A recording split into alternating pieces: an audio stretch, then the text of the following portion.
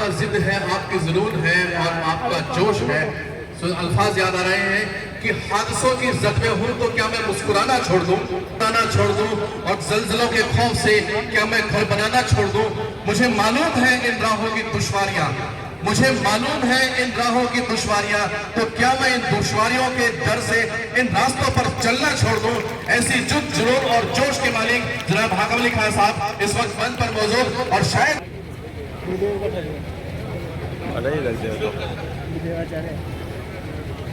फतेहपुर से हमारे लिए खास तौर से सना है तुम्हारा, इतना खूबसूरत चेहरा है तुम्हारा कि हर दिल दीवाना है तुम्हारा। लोग कहते हैं कि चांद का टुकड़ा हो तुम, हम तो कह देते हैं कि चांद टुकड़ा है तुम्हारा। अजीम शान शख्सियत जनाब हाकम अली खान साहब। अब मैं गुजारिश कर रहा हूँ MAG के सदस्य डॉक्टर अब्दुल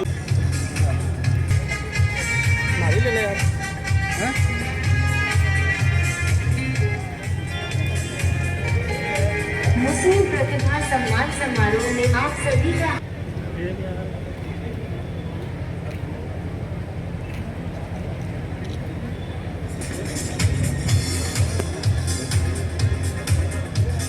सम्मान करें, एजाज करें। MAG परिवार तहे दिल से आपका इस्तकबाल करता है, और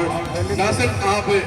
नर्सिंग सेवाएं हमें दे रहे हैं बल्कि पूरे समाज के लिए, पूरे कौम को, मिलत के बच्चों के लिए जर्मन में आपकी ओर से एक नया उपक्रम शुरू किया गया है। आप हमेशा तैयार रहने वाली शख्सियतों में शुमार बेहतरीन शख्सियत डॉक्टर अब्दुल लतीफ चौहान,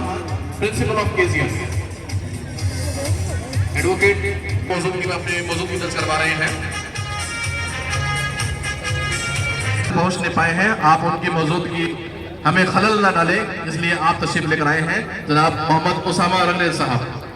जनाब हाजी शबीर हुसैन रंगरेज साहब की गैर मौजूदगी में आप यहाँ तशरीफ लाए, बरहा खैर मकदम।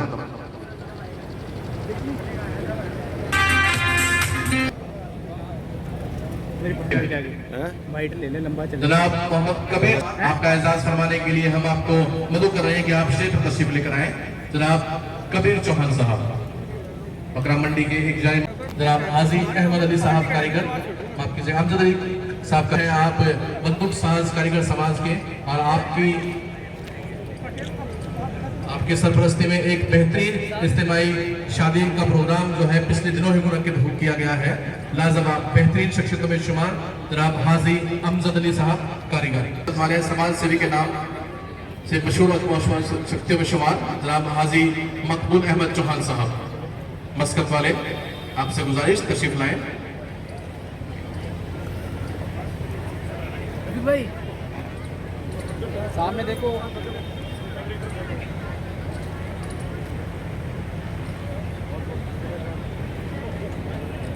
देखिए, प्रतिभा सम्मान समारोह उन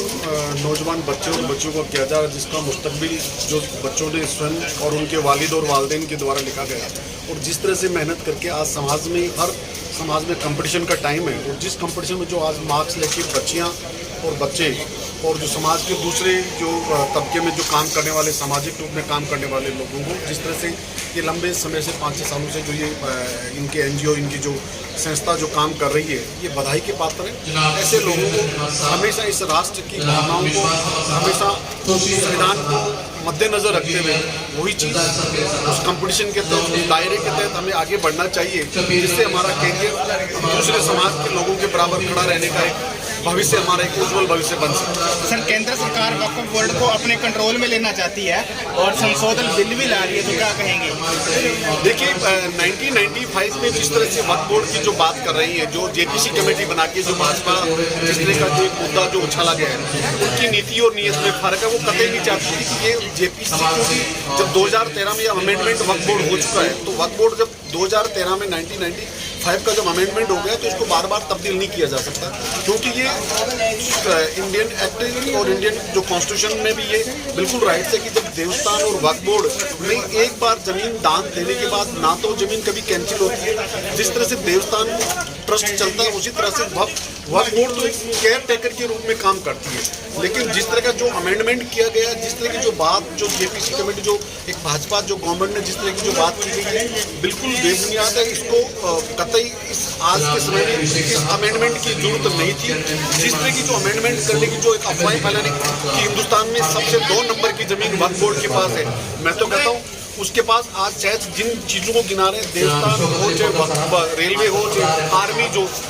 उनके सामने कहीं पर भी वक्फ बोर्ड की इतनी लैंड नहीं है, क्योंकि कहीं ना कहीं किसी न किसी लोगों का कब्जा है वक्फ बोर्ड में। तो वो चीज़ें जिसमें राजा महाराजाओं के जो दान दी गई, वहाँ के स्थानीय व्यक्तियों के द्वारा जिस तरह से मंदिर माफी के लिए जमीन दी जाती थी, उसी तरह से वक्फ बोर्ड में उन लोगों की जमीन दी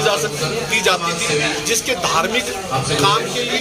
मस्जिद की आमदनी होती थी, उसमें लियाबत्ती और पेशीमान के लिए काम आती, वहाँ दरगाहों के लिए काम आती, जो कब्रिस्तान में फकीर लोग जो काम कर रहे हैं, जो दफनाने काम कर रहे हैं, उनको कुछ मुआवजे के रूप में जो राशि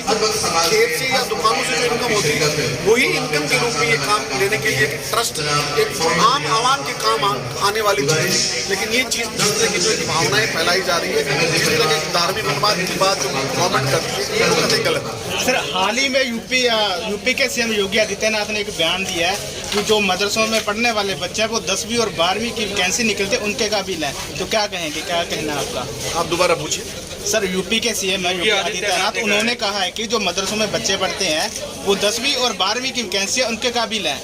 उससे ऊपर के काबिल नहीं है, ऊपर के काबिल नहीं है। देखिए, ये योगीनाथ जी,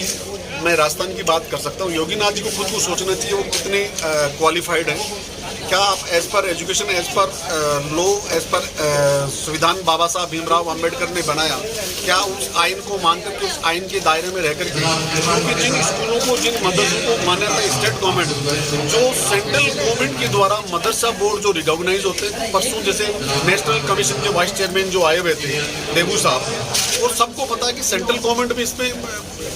मर्ज पैसे कर देती है और स्टेट गवर्नमेंट का भी पार्ट होता है। जो एजुकेशन जहाँ की स्टेट्स होती है वो उसको मान्यताएं देती है। तो क्या हमारी स्वयं की दी हुई मान्यता भी हम अगर प्रश्नवाचक चिन्ह लगाते हैं, तो वो तो स्वयं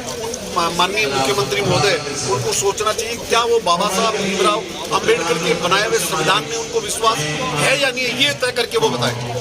ठीक है सर।